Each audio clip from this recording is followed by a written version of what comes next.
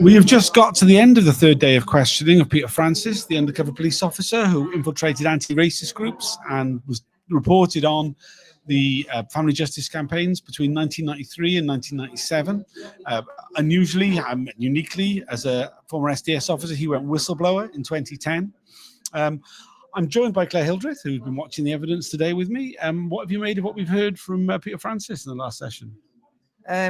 It's been quite a long day, and it only really started getting interesting towards the end, which is always the way. His last 3/4 of an hour was pretty interesting, but a lot of it before was, don't know, reports and. We were taking through a lot. So, I mean, basically, a lot of his reports towards the end were like kind of, there was a lot thinner. So there was a lot of questions about what was missing. There was a lot, I mean, as has been throughout all of his evidence, a lot of pointed questions about the Stephen Lawrence campaign. There's apparently two meaty reports he wrote about the Stephen Lawrence campaign, which are not included with the bundle. Yeah. Have gone missing. Wonder for whatever why. reason. He says that they were negative reports, saying that basically that the left was not influential in those reports, and maybe because of that. Yeah, it's possible, I suppose. A lot of what we were hearing about, we were just sat there listening, was about his withdrawal, his exfiltration.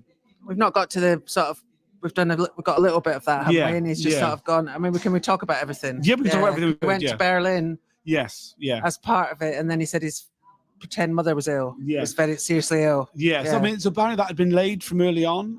He is a fluent German speaker. And it was the exfiltration report was shown, which said that leaving a militant tendency was militant labor rather at that point was a bit difficult. That you had to have a good reason. So he was going to use some feigned trauma. And particularly trauma around his very ill mother, who he had been kind of seeding the idea was elderly and ill alone in Germany for the whole of his deployment. Oh, I didn't realize that she was meant to be in Germany. That must have come up on Monday, or it had come up before, but it was in that exfiltration report. Right. I missed that bit. As part of his, the fact that he was a fluent German speaker, his mother was in Germany, his mother was of German extraction, which apparently is that also factual. Is that his real mother is of German. Well, what was interesting as well was he was asked about, he wanted to stay in the field for another year. And he felt that he made the case, and he made the case again, not only at the time, but he made the case again when he was being questioned about the value of him staying in the field for another year. That even though the security services were moving away from subversion, that there was still a desire to have information about the leadership of the militant labor. So he felt that he should stay in the field for another year. Now, this is something that we've seen so many times. It's like they don't want to leave because you didn't want to give up that identity. He said it was a better life for him, which that was when my ears pricked, because that was kind of, I don't know. So it was quite sad because he was falling out with his wife, but they had a kid, but he was only staying with her because of the kid. And then she approached Bob Lambert behind his back. So they were kind of, and then it all came out. So I think that's then he was starting to get, I don't know, even though his undercover identity was like a really angry guy, he didn't want to let go of it. And then he said he spoke to HN1, didn't he? And HN1 then talked about how he'd been, somebody thought he was a copper from the beginning. And he said, yeah, that would never happen to me because I was so angry. Anybody that would have said that, I would have got really angry with them. So it was, I don't know, honestly, I didn't know him in his undercover identity, but he did somewhat say that was so he's taking that anger back home, but then he just didn't want to let go of it. That kind of came across quite strongly, even though, like you said, the reports were getting thinner, and it was kind of obvious from just being in there that it was kind of like becoming increasingly pointless in being in that deployment. I mean, very much when considering that the deployment against militant labor was to do with subversion, and it was becoming very clear that they were not capable of mounting revolution. I mean, it taken him this many years is just a bit of a farce. Lacking in revolutionary potency. Yeah. Lacking revolutionary potency. That's such a weird phrase, isn't it? It really is. But yeah, it was very this whole thing about his. I mean, he was known as Mr. Angry within the SDS, and this angry persona. He said that that there was a shift, and this angry persona became his real persona. That he was angry all the time. We saw a report from Keith Edmondson about his next job, where he wanted to work in the surveillance team, but they weren't seemed to be willing to give him that. They wanted to move him to S Squad, which he didn't want to do. And I mean, the report says even more intense than usual. Two exclamation marks. Was that when it was? Yeah. So you can imagine how it went down. And I mean, the officers who were writing this about him, he's having these meetings where he's expressing extreme anger, saying that he won't necessarily come back to work. These are senior officers. I mean, it's clearly not very good for his career. I mean, he did give the anecdote about the time when some uniformed police from a particular police station, I forget which one, met with him wanting to get information about what Black family justice campaigns might be doing in terms of protesting at their police station. And he said, well, stop fucking killing black people. Which he said in front of his managers, which he said, didn't do much for his career, that they were shocked by the fact that he was behaving in such a way and like calling out the police in that sort of manner. Which is, I mean, that's not how police officers are meant to behave. It probably wasn't often like that. So I can imagine he was getting like, don't know, it seemed to be getting to him. And the reason that the fact that was what they were expecting him to give information about something that he clearly felt was like any normal person would think it was wrong. Was it like Kennington or somewhere down there? That I think it was. Yeah, I mean, it's we're starting to see the sort of like he's somebody who's very precise. He's been very precise throughout, but he's also said about his mental health problems, the PTSD that he was diagnosed with. And we're getting to the period now where he's getting towards that diagnosis. And he's obviously, he's very angry still about, I mean, we could see the rise in anger that he was expressing about his reallocation of his role. The fact that he was no longer going to be an SDS officer, which he was clearly very attached to. Yeah.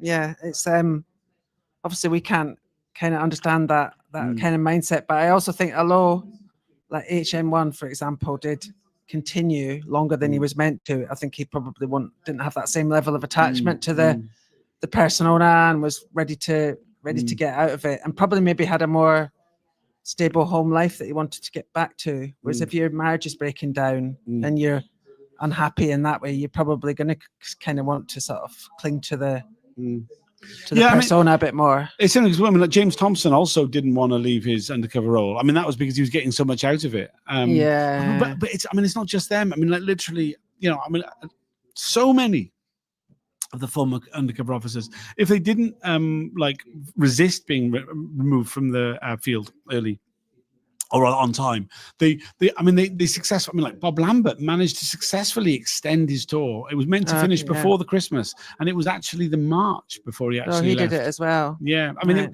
it just is so common that they're really like kind of attached to this, this not just the persona, but not just the job, but just something about being in that role. Yeah, I mean, it's probably like exciting to a certain extent. I don't know. And then did he do this role? The one he did for a year.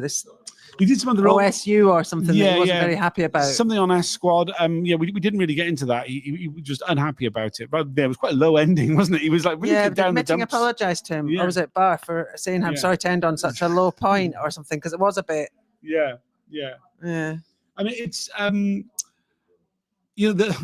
this whole thing about like how much that they're like invested in this identity. I think a lot of it comes down to something which Charlotte Kilroy, the barrister representing the Category H women, has said in her opening submissions about the opportunity of being an undercover officer gave these men this dark playground, and like this extremely manifests itself with the sexual abuse, but also it manifests itself in other ways, like with people who they joined bands or they became DJs or they did like the video editing, that there was some aspect of their life that they never got to explore in their real life, that they were able to live out as this fictional character. And there was some part of that which a lot of them were holding on to that wasn't necessarily the job, wasn't necessarily the infiltration even. It was just, there was something about being that guy that they really wanted to keep going.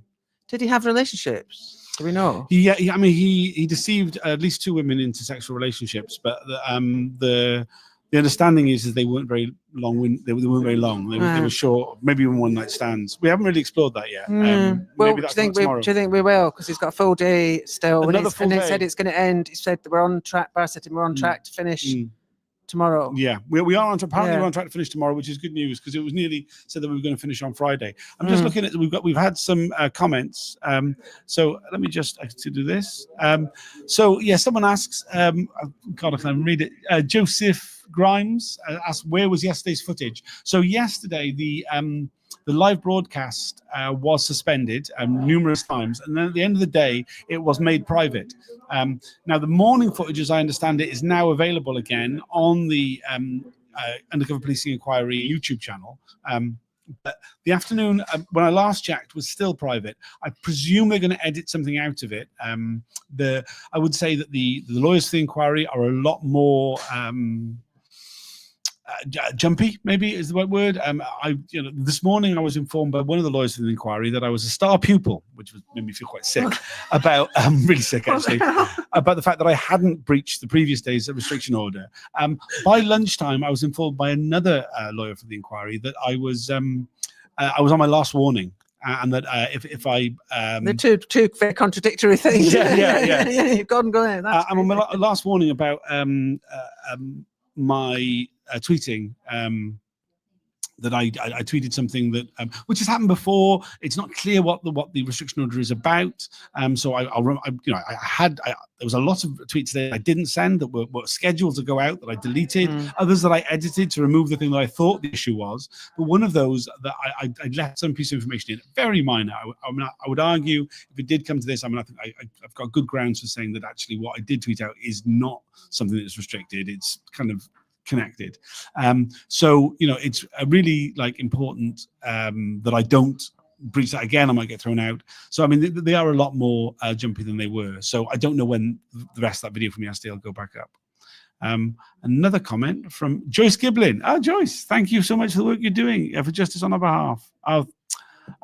Thank you, Joyce. Lovely to hear from you always. I hope you're keeping well. Kind words from you mean the absolute world. Lovely to hear from you. I hope everything's good. So I mean, we are back for one more day of questioning. That will include the Rule 10 questions, which we don't know how long they take. They're the further questions which other lawyers can ask Bar to ask on their behalf. So it might go on for a while. That there are the sexual relationships are outstanding.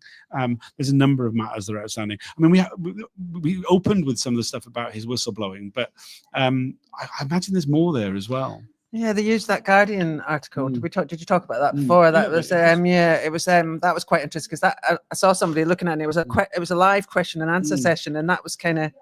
He started nitpicking him that you should have said that you didn't, So it is like giving him a kind of hard time, but not that much. It's sort of a little bit, I don't know. Having watched him compared to what I've read, I don't know. It was more. I don't think they got near these family justice campaigns as much as they really wanted to, but they. I mean, he's very clear that he didn't actually infiltrate the family justice campaigns. What he did was he put himself in a position where the people within the family justice campaigns would tell him things because he was branch secretary of the Hackney and Islington branch of the Militant Labour, which was the area in which the headquarters of Militant Labour was, so that he was really at the nexus then of any information that Militant Labour was getting hold of. There just wasn't a lot coming through because they didn't trust them, I don't think, and they could look after themselves. But we saw the reports that he filed about those family justice campaigns, and he was getting some information about what they were planning and what happened. I mean, it's fairly minor in the sort of the scheme of things, but I mean, he was reporting on them. It just wasn't that great intelligence. I mean, he said that the higher ups were saying, "Oh, it's all really good," but I was struggling to see how. It wasn't crucial in any way. I don't think. I think that's something which comes across. I think with a lot of the SDS intelligence is that when we look at it, we're like, well, why are they so excited about this? But I mean, it's the detail of names, addresses. A lot of the stuff that's redacted out, stuff that we just see by a black box.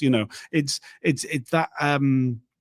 detail about individuals and the connection between individuals, which they are so. I mean, like there was, there was like practically got a gold star for that report on the Morecambe Militant Labour conference, which seemed incredibly minor to me. But the fact that he had the detail of who was elected, and that was considered like, that was gold standard intelligence. They were really pleased about that. I mean, I think one of the main things we really learned from this process is actually what they're interested in. Who knows who, and how do they know each other, and who they're going out with or connected with in some way. And it seems kind of, I don't know, minor, but maybe that's just the way they want to know that these connections that they can't generally find out, but we kind of just, because if you're involved in a group, or you just take it off for granted, isn't it? But I don't know, we don't know how these people's brains work. Well, I mean, I think what it said really on that report writing guide that we saw, that secondary point of the reporting, which was to find out things about people who potentially in the future might come to prominence. Yeah, that's so dodgy. So I mean, so that it might not seem much. Why it had to be such a wide net is that somebody's going out with somebody who knows this person, and then that person comes prominent in some position. We already know about them. We've got, and then they can be vetted against. They can be prevented from getting into any position of influence. Whether that's, that was something we got into quite a bit, was the blacklisting, which was covered in the questioning of Peter Francis just now, where he talked about the relationship that existed between S Squad and the Economic League, that it was a two-way relationship, that information was being given to the Economic League because the Economic League provided a role in terms of countering subversion for S Squad by checking people on behalf of Special Branch. That thing when he got sent down to the basement. I mean, Scotland Yard. What was that? I didn't really understand that. So that was his time in C Squad, working for the industrial. Sorry, I said S Squad just then. I meant C Squad. And when he was on C Squad, as a junior, a sergeant asked him to go and give him a list of names and asked him to find information that the Special Branch held on those individuals before he went to go and have a business lunch with somebody from the Consulting Association, so he could brief that. So economically, from the somewhere really posh. He said it wasn't a builder's calf, or something like that. So is it like the Ritz or something? I don't know. It was. So I mean, the name of both that sergeant and the person from the construction industry were written down on a piece of paper. I thought it was quite telling that David Barr said, "Is that the name of the company or the name of the individual?" To which Peter Francis smiled, as if like it's the same name. It's the same name of the person as the name of the company. I mean, a massive building company or something. People may know that there is, a handful of building companies which are named after their owners. Some of whom have got. I mean, I don't want to say that in case I get it wrong, but the connection there is clearly very deep and very strong.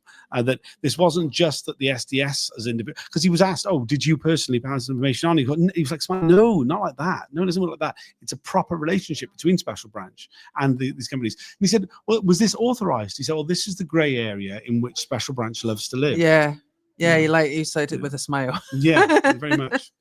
Is there anything else you'd like to say about today's evidence? That thing about this that came at the end about sort of when he was behaving even more intensely or stuff. They said that wasn't uncommon with officers that were coming to the end of their deployment. I thought that was quite interesting.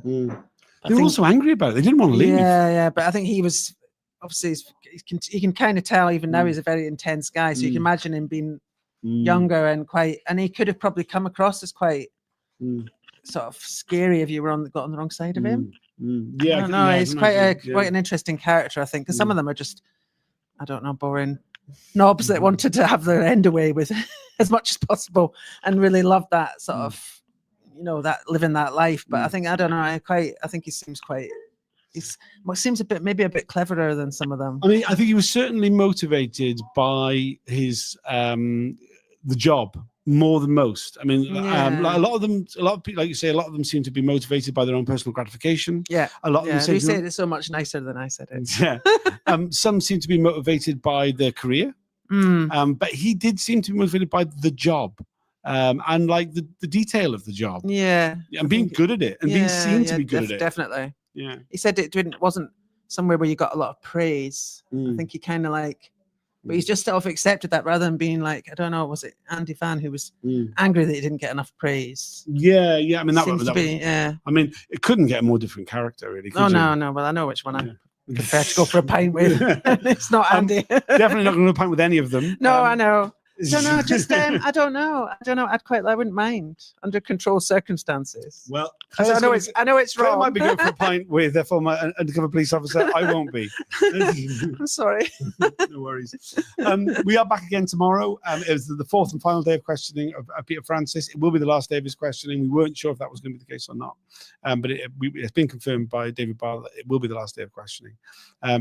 Please join us then. I'll be doing a Twitter Spaces this evening, just recapping the day. Yesterday it ended up being incredibly late. It might end up being incredibly late again. There's so much to do. Covering all this stuff and like kind of I am feeling quite worn out at the moment. I'm quite run down, to be honest. But one more day, then we've got a few days off, and then next week we'll be hearing from Alison, who was the woman who was deceived into a long-term intimate relationship by Mark Jenner, covered name Mark Cassidy. That'll be followed by some of the people who Cassidy spied on, and his wife at the time, S, known only as S. Before we will be hearing from Mark Jenner himself before Christmas. I mean, that's all to come. But anything else you'd like to add? No. All right. Thanks for joining us, and see you all again tomorrow. Bye for now.